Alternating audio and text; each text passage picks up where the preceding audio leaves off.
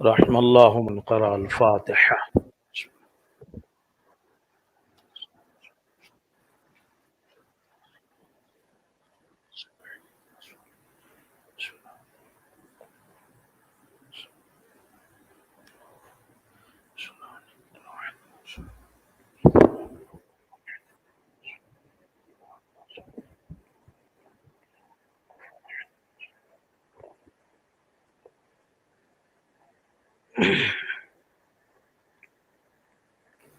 أعوذ بالله من الشيطان اللعين الرجيم. بسم الله الرحمن الرحيم. الحمد لله رب العالمين، الصلاة والسلام على أشرف الأنبياء والمرسلين سيدنا ونبينا وشفيع ذنوبنا بالقاسم محمد. اللهم صل على محمد وعلى آله الطيبين الطاهرين المعصومين المظلومين المنتخبين المنتجبين ولعنة الله على أعدائهم أجمعين. أما بعد، فقد قال الإمام العلي عليه الصلاة والسلام: اللهم صل على محمد أحيي قلبك بالموعظة. صلوات فرد محمد وعلى محمد.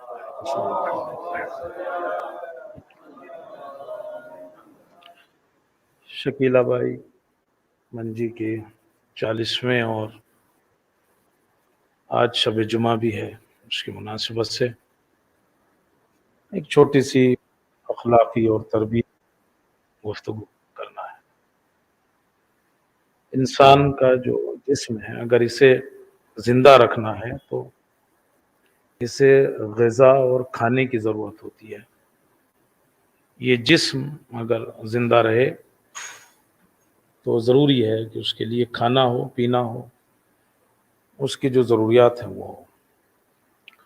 اسی طرح امام فرماتے ہیں: احیی قلبک، اگر تمہیں اپنے دل کو زندہ رکھنا ہے تو بالموعظہ، وعظ و نصیحت کے ذریعے سے اس کو جو ہے وہ زندہ رکھو۔ جب ہم روایات میں جاتے ہیں تو واعظ جو ہے نا، نصیحت کرنے والا، وہ 3 طرح کے نصیحت کرنے والے ہیں کہ جو انسان کو نصیحت کرتے ہیں، موعظہ یعنی کہ گناہوں سے اس کو جو ہے وہ روکتے ہیں۔ ان میں سے پہلا ناصح اور نصیحت کرنے والا جو ہے وہ خود اللہ نے انسان کے اندر رکھ دیا ہے، اور وہ ہے اس کا نفس، خود انسان کے اندر ہے وہ۔ جیسے جب انسان مریض ہوتا ہے یا مرض اسے لگنے والا ہوتا ہے تو وہ جو اس کا دفاعی سسٹم ہے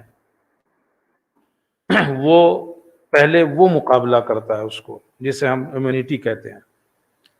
اور ہم نے کووڈ کے زمانے میں بڑے اچھے طریقے سے جان لیا ہے کہ یہ کیا مرض ہے اور یہ کن چیزوں سے مضبوط ہوتی ہے اور کیا ہوتا ہے۔ تو سالوں میں نہیں پڑھا تھا، وہ ان دنوں میں پڑھ لیا کہ یہ کیا ہے اور کیا ہوتا ہے۔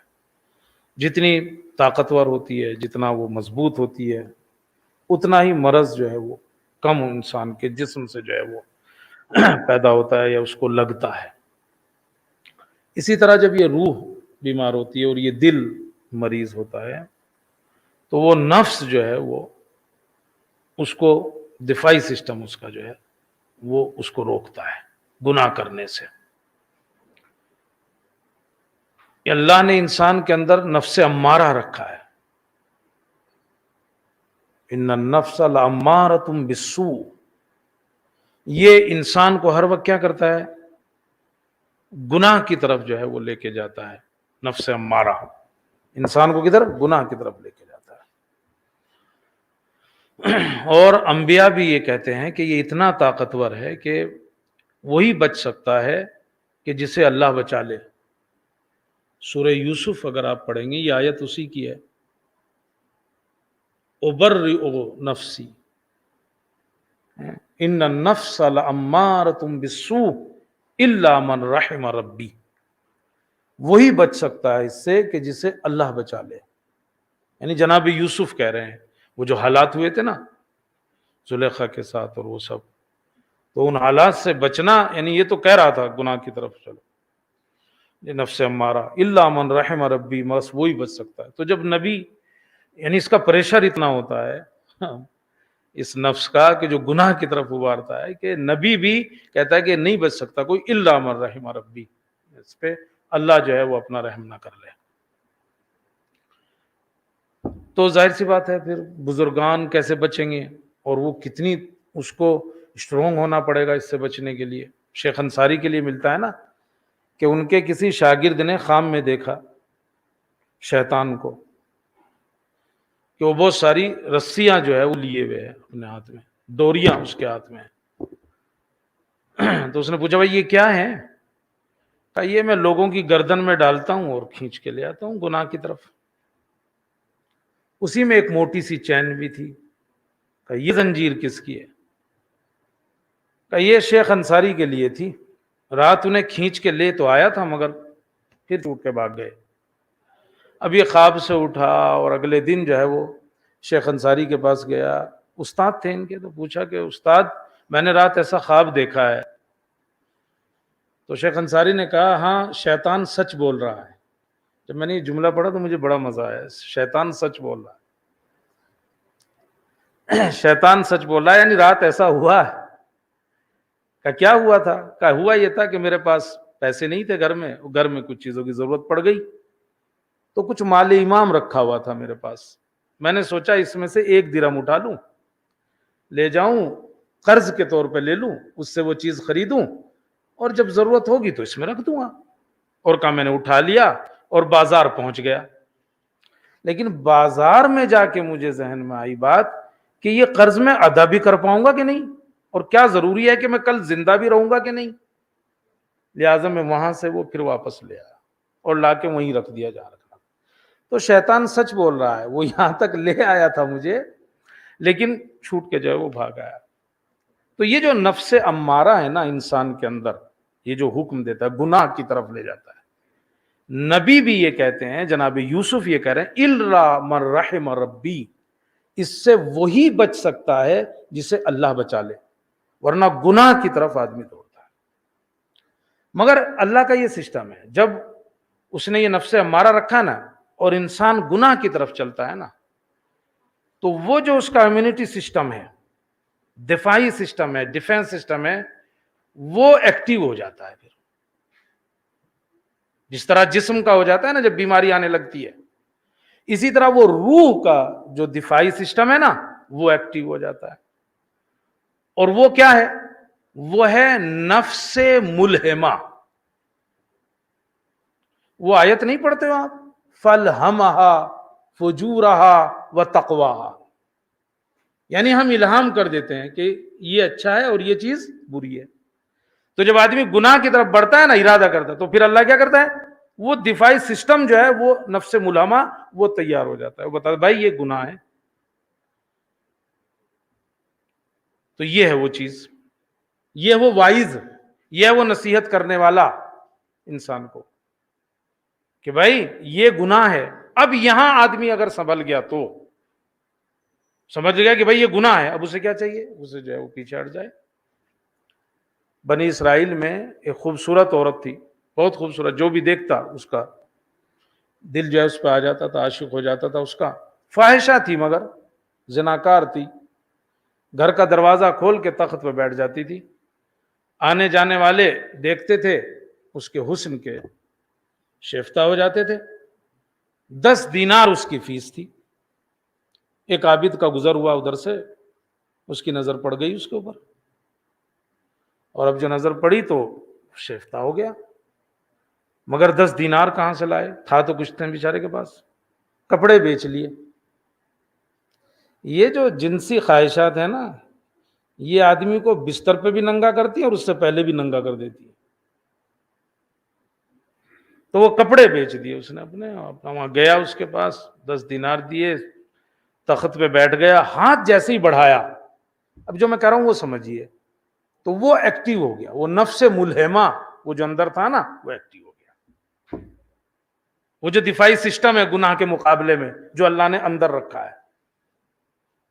اور اس نے جیسے ہی ہاتھ بڑھایا تو اس کے ذہن میں آنے لگی بات میں جو یہ گناہ کرنے جا رہا ہوں اللہ تو دیکھ رہا ہے نا، اور اگر ابھی ملک الموت آ جائیں اور روح نکال لے تو کل اسے کیا جواب دوں گا، اس کے سامنے کیسے کھڑا ہوں گا؟ اور اب اس قسم کے خیال آنے لگے کہ بھئی یہ جو میں گناہ کر رہا ہوں یہ تو میری ساری عبادتوں کو بیکار کر دے گا۔ اور اب یہ تھا وہ جو وائز ہے نا اندر کا، اس نے روک لیا، اور اب اس نے چہرے کا رنگ بدل گیا خوف خدا میں کہ یہ کیا ہو رہا تھا، اور ایک مرتبہ اٹھ کے چلنے لگا۔ تو اس نے کہا بھائی یہاں آنے تک کے لیے تو لوگ بڑے پریشان ہوتے ہیں، تجھے موقع ملا اور واپس جا رہا ہے۔ اس نے کہا نہیں وہ خدا کا خوف جو ہے وہ ابھی مجھ سے نہیں ہو سکتا، اس گناہ کو کرتے ہوئے میرا خدا مجھے دیکھ رہا ہے تو مجھ سے نہیں ہوگا یہ، اور وہ 10 دینار بھی رکھ لو، اور اٹھ کے باہر نکلا۔ مگر یہ بات اثر کر گئی اس عورت کے اوپر، اور اس نے کہا کہ جو خدا اس کا ہے وہی تو میرا بھی ہے، اگر یہ ایک مرتبہ گناہ کرنے سے ایسے ڈر رہا ہے تو میں تو کب سے یہ گناہ کر رہی ہوں، تو آخر مجھے کیوں نہیں؟ کہتے ہیں توبہ کر لی، سب کچھ بدل لیا، عبادت کرنے لگی۔ ایک دن جو ہے وہ سوچا کہ چلو اس عابد سے جا کے ملتی ہوں، اگر شادی کر لیتا تو اچھا ہے، عبادت میں بھی ساتھی مل جائے گا اور صاحب دینی تعلیمات بھی حاصل ہو جائیں گی۔ ڈھونڈتی بھی پہنچی، کسی نے عابد سے جا کے بتایا کہ عورت تمہیں ڈھونڈ رہی ہے، وہ باہر آیا، اور اب جیسے ہی اس کی نگاہ پڑی اس عورت کے اوپر پھر وہ یاد آ گیا گناہ، کہتے ہیں کہ اسی دم گرا اور مر گیا۔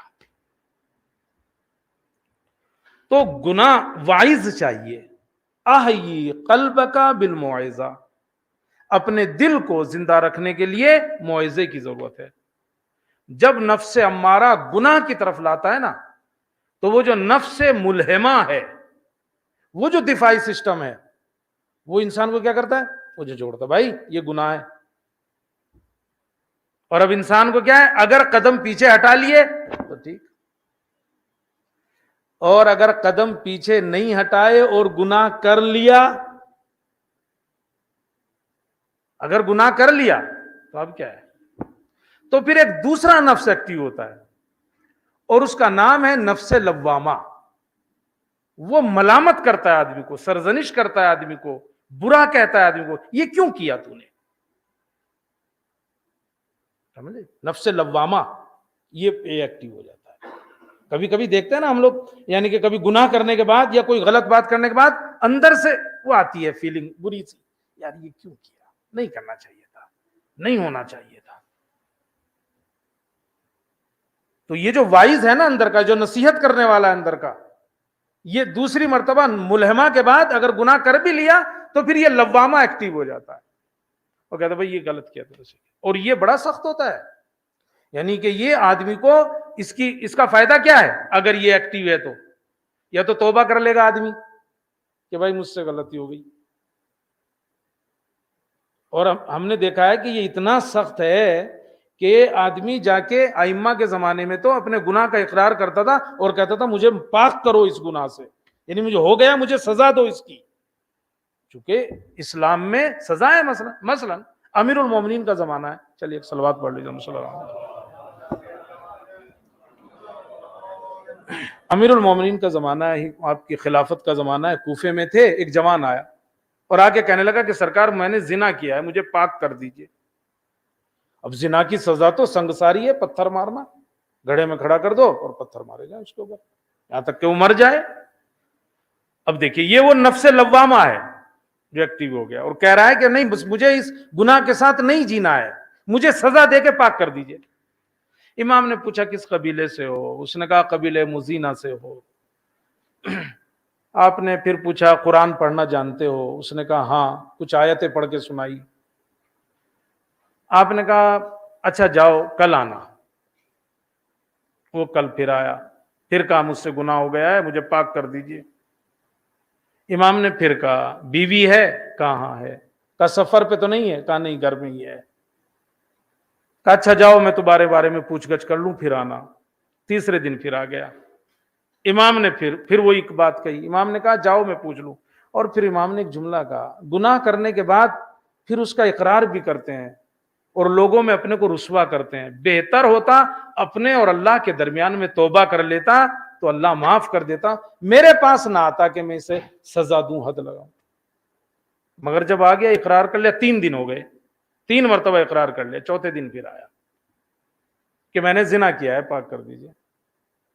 یعنی ابھی خود کہہ رہا ہے کہ مجھے گویا وہ ماریے, آپ پتھر ماریے, سنسار کیجئے مجھے.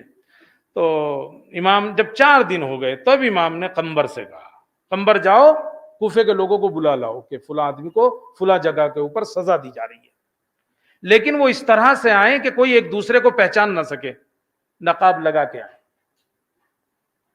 مجمع جمع ہو گیا, اس نے کہا 2 رکعت نماز پڑھ لوں, پڑھ لو.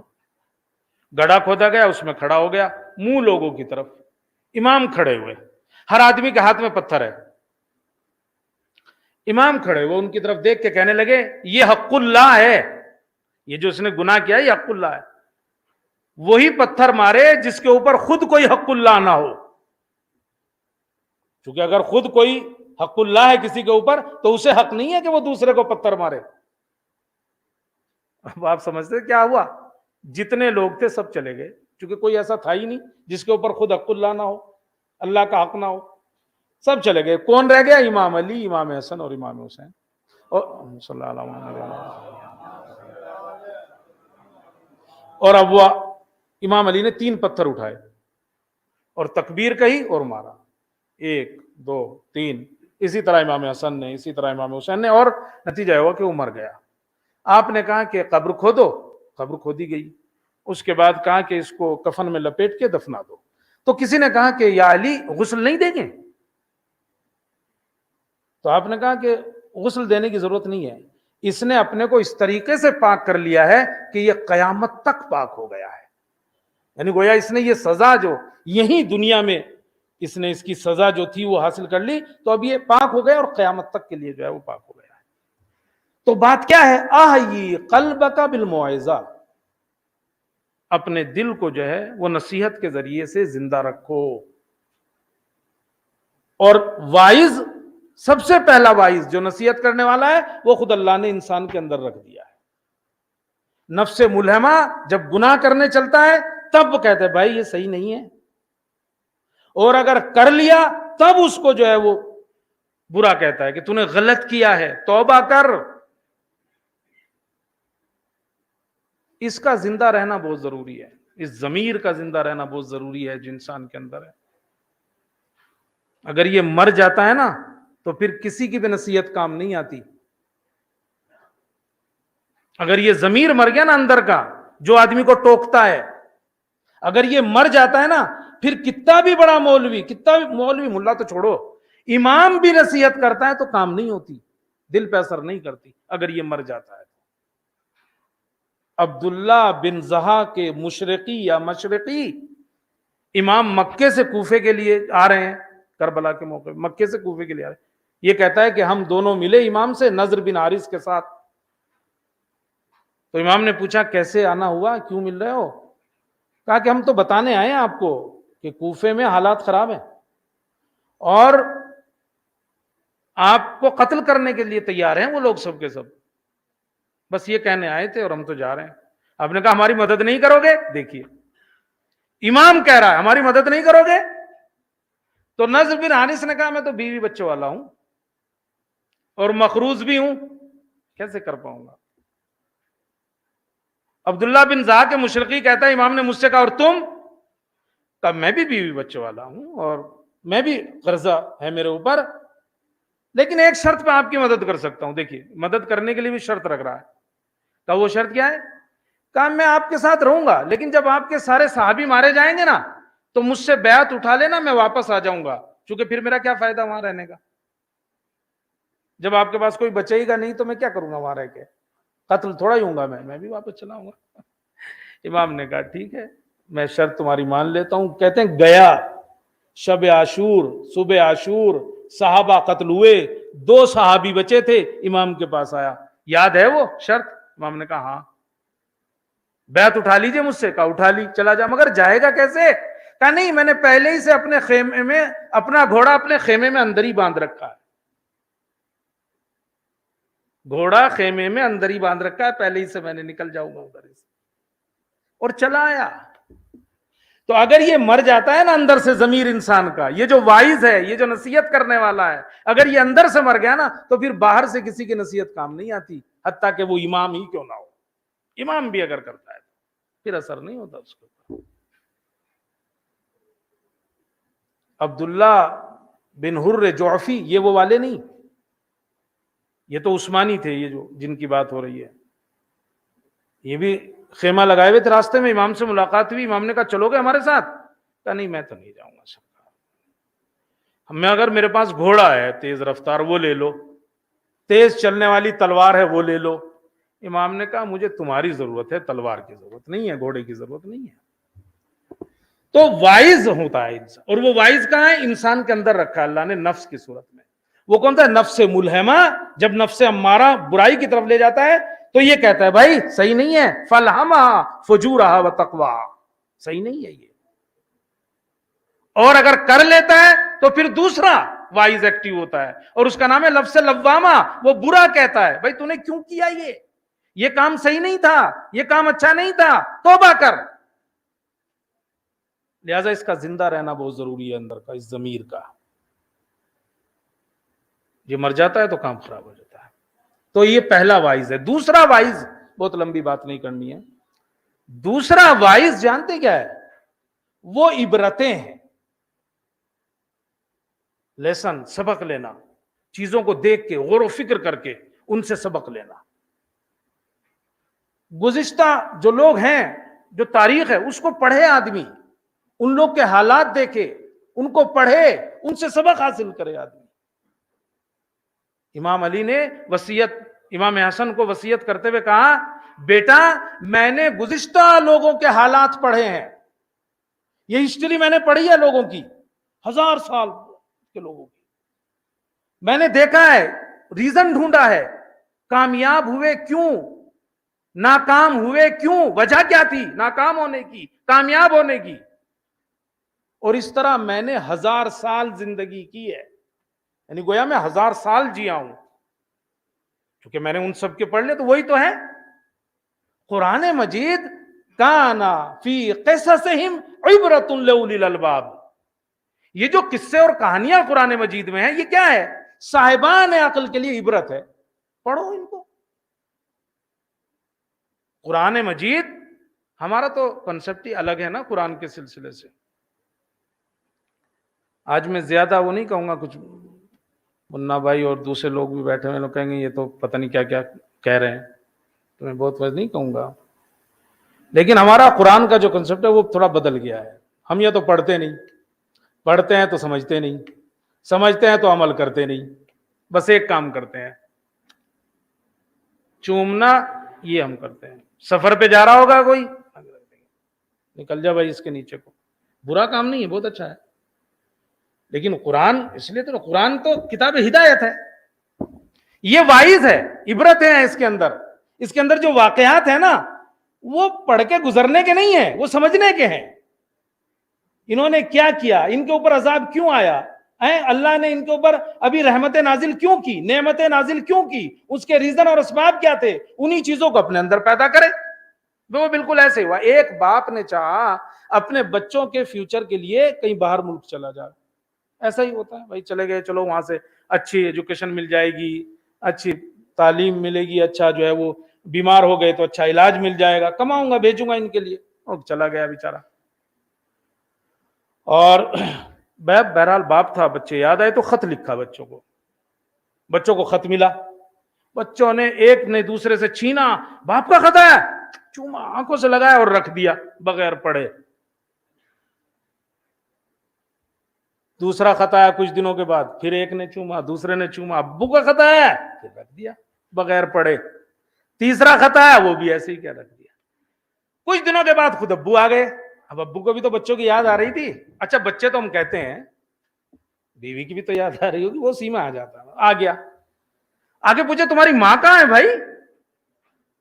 کہ ابو آپ گئے اور وہ مریض ہو گئی اور بیمار ہو کے مر گئی، ہمارے پاس پیسہ ہی نہیں تھا علاج کا. کہا وہ جو میں نے خط بھیجا تھا ملا تھا؟ ہاں ملا تھا. کیا کیا؟ کہا چوم کے رکھ دیا تھا. کہا کھولا نہیں؟ کہا اس کے اندر تو میں نے چیک بھیجا تھا پیسے. ارے بھائی اگر اسے کھولتے تو اس میں پیسے ملتے تمہیں، اس سے علاج کرا سکتے تھے۔ اچھا یہ بتاؤ وہ دوسرا بھائی کہاں ہے تمہارا؟ کہ وہ تم گئے غلط سنگت میں پڑ گیا، ابھی پتہ نہیں جیل میں ہے کہ باہر ہے۔ کہ تو دوسرا خط نہیں ملا تھا؟ کہا ملا تھا۔ کہ پڑھا نہیں تھا؟ کہ نہیں چوم کے رکھ دیا تھا۔ کہ میں نے اس میں لکھا تھا کن لوگوں کے ساتھ اٹھنا ہے، کن لوگ کے ساتھ اٹھنا بیٹھنا ہے، کن لوگ کے ساتھ نہیں ہے۔ پڑھتے تو تمہیں نصیحت ملتی نا اس میں، اس بات تمہارے بھائی کو۔ تمہاری بہن کیا ہوئی؟ کہ وہ تو کسی کو چاہتی تھی اسی سے شادی کر لی۔ کہ تیسرا خط نہیں ملا تھا؟ کہ ملا تھا۔ کہ وہ کیا؟ کہ وہ بھی چوم کے رکھ دیا ہم نے، کھولا نہیں۔ کہ اس میں تو لکھا تھا کہ بھائی جس سے وہ چاہتی ہے وہ اس کے لیے مناسب آدمی نہیں ہے۔ سمجھ گئے یا سمجھاؤں؟ بات پہنچ گئی یا پہنچاؤں؟ کہو یا نہ کہو، سمجھ تو گئے ہو۔ صلوات پڑھو محمد علیہ۔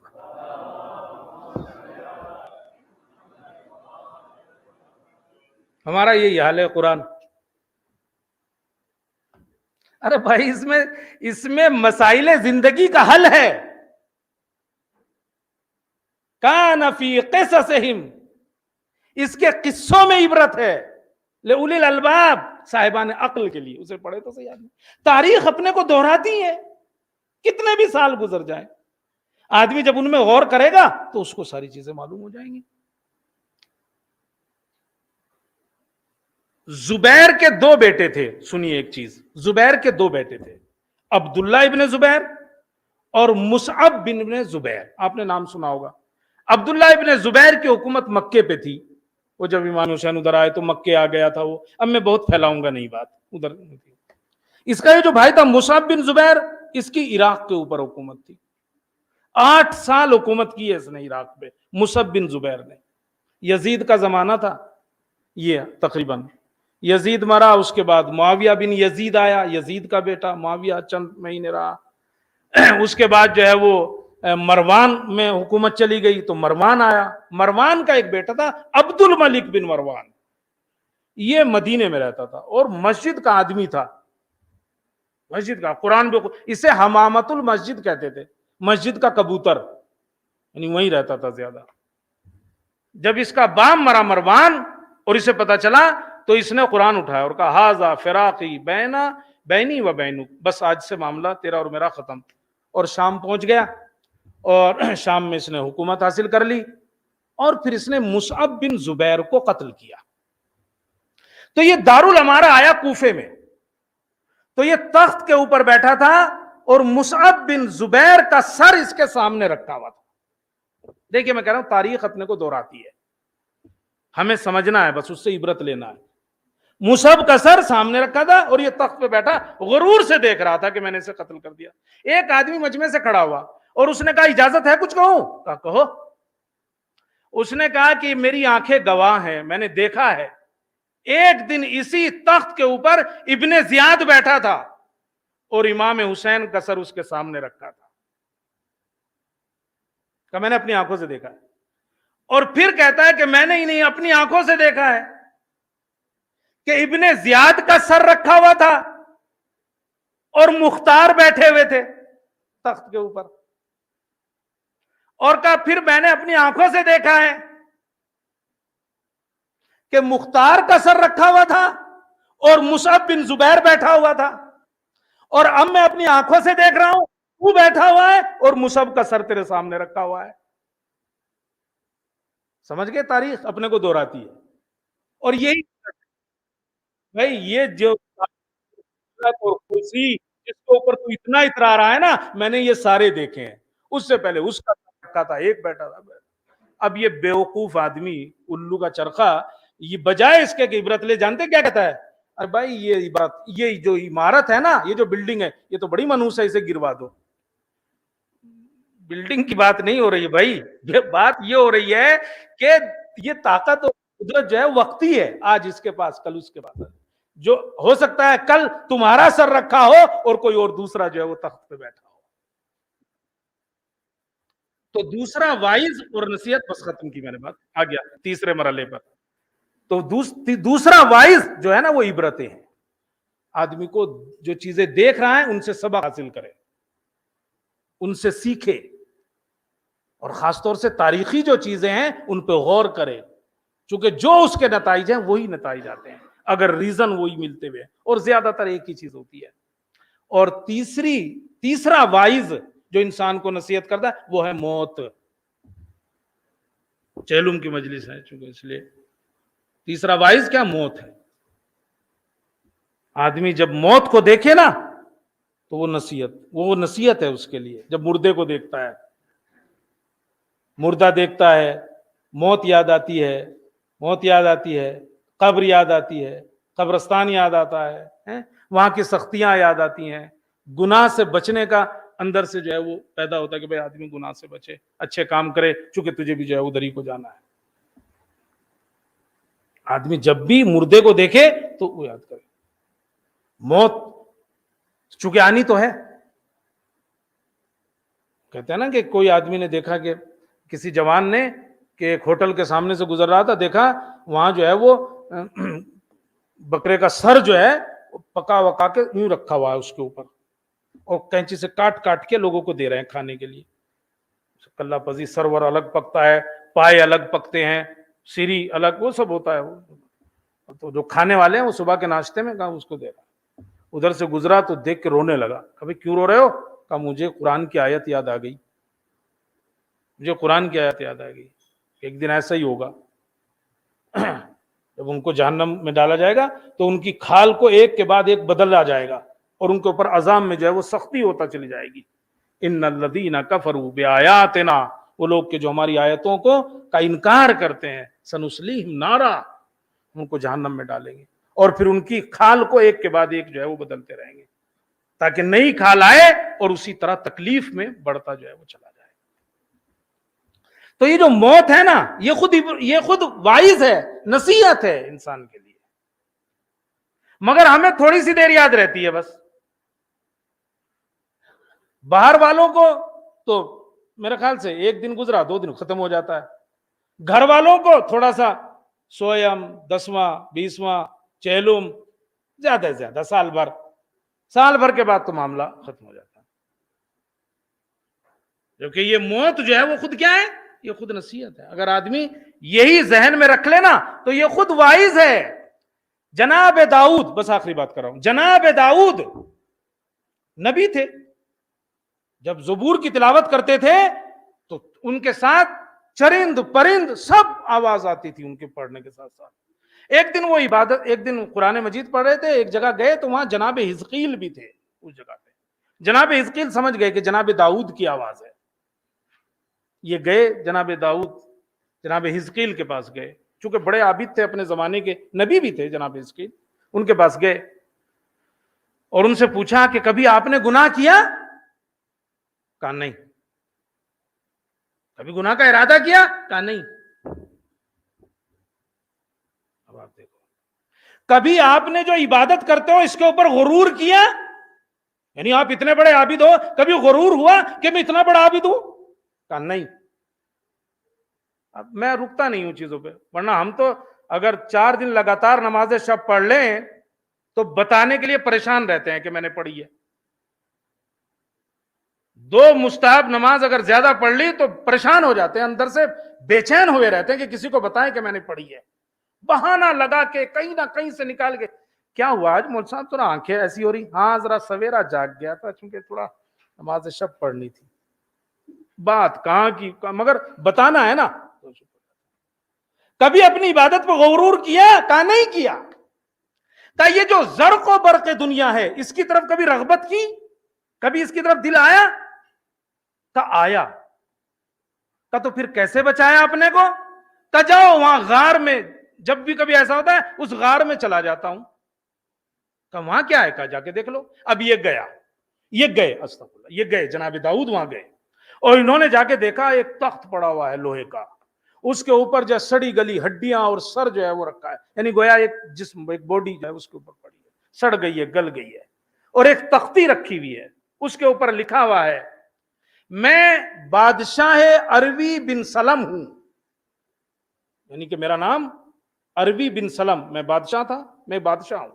اس کے اوپر لکھا ہے تختی کے اوپر، میں نے 1000 سال حکومت کی ہے، میں نے 1000 شہر بسائے ہیں، میں نے 1000 نکاح کیے ہیں.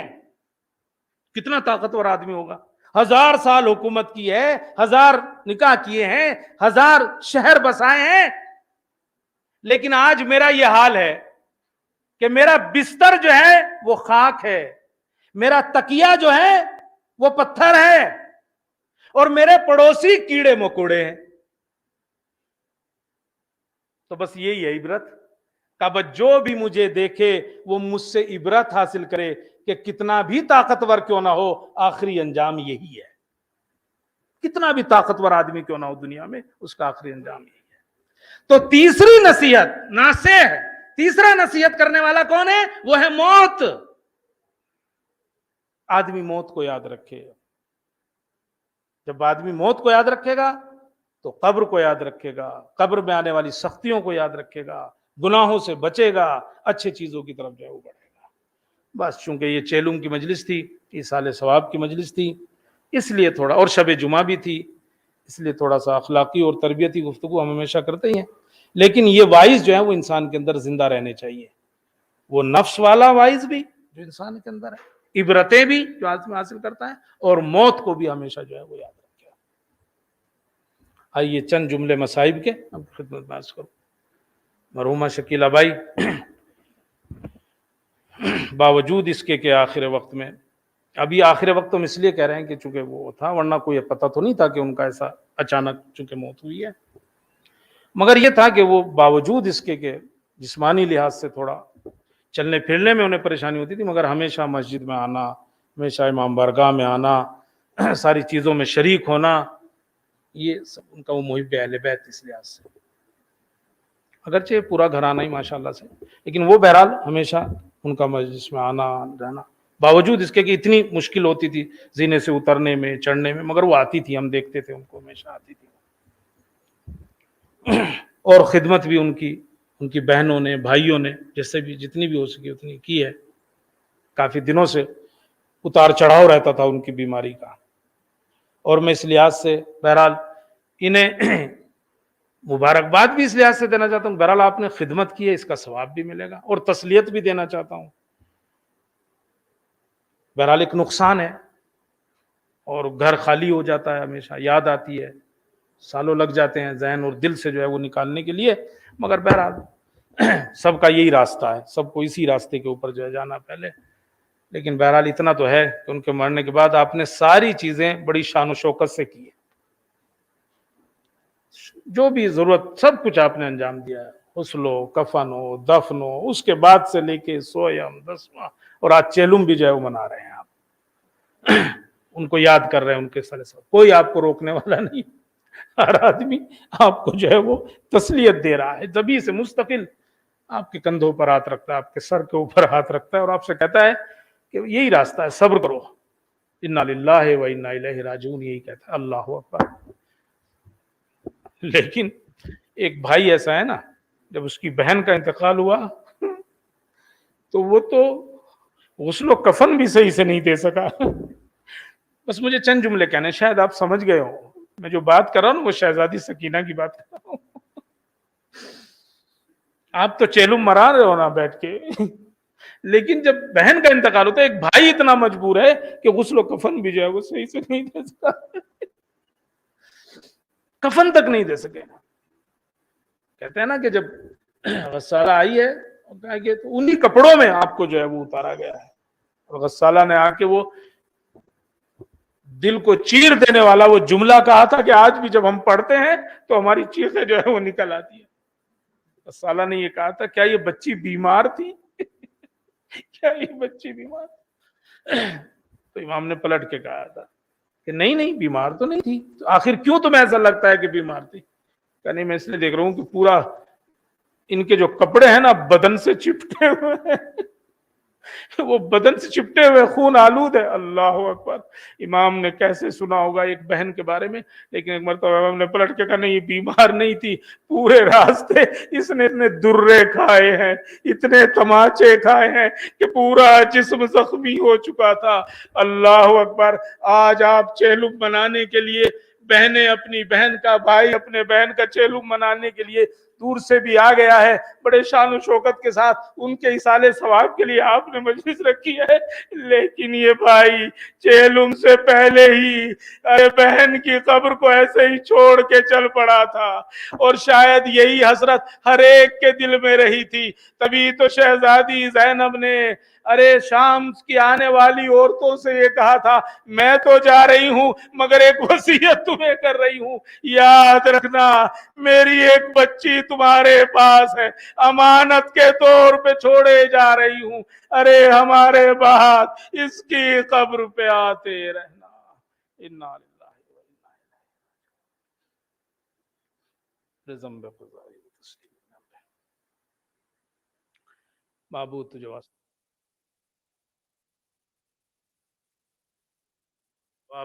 تو نے جو بھی معین کیا ہے اس سے مرحومہ کی روح کو جو ہے وہ ایصال فرما، معبود تجھے واسطہ محمد اور آل محمد کا اسے جوار معصومین میں جگہ عنایت فرما، معبود مرحومہ شکیلہ بائی کے درجات کو بلند سے بلند فرما، معبود ان کے گناہوں کو بخش دے، ان کی نیکیوں میں جو ہے وہ اضافہ فرما، معبود تجھے واسطہ محمد اور آل محمد کا ہمیں عمل صالح کی توفیق عنایت فرما، امام زمانہ کے ظہور میں تاجیل ہمیں ان کے اعوان و انصار میں شمار فرما، آپ حضرات سے گزارش ہے کہ مرتبہ الحمد اور سورہ توحید کی تلاوت فرما کر تمام مرحومین اور خاص طور سے مرحومہ شکیلہ بائی منجی کی روح کو جو ہے وہ ایصال فرما دے۔ بسم اللہ الرحمن الرحیم۔